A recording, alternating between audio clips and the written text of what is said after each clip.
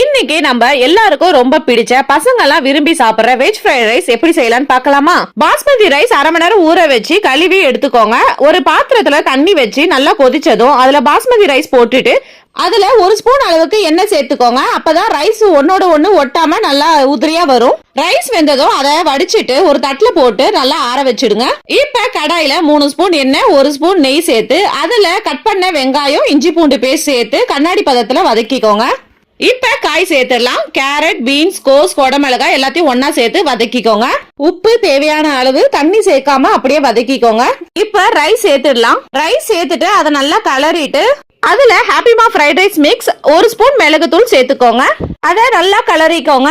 தீரனுக்கு இது மாதிரி செஞ்சாதான் ரொம்ப பிடிக்கும். நான் soya sauce, green chilli sauce இது மாதிரிலாம் சேர்க்க மாட்டேன். ரைஸ் மேல கொஞ்சம் கொத்தமல்லி தூவி எடுத்தீங்கன்னா டேஸ்டியான வெஜ் ஃப்ரைட் ரைஸ் ரெடி. நீங்களும் உங்க வீட்ல செஞ்சு பார்த்துட்டு எப்படி இருந்ததுன்னு கமெண்ட்ல சொல்லுங்க. தேங்க்ஸ் ஃபார் வாட்சிங்.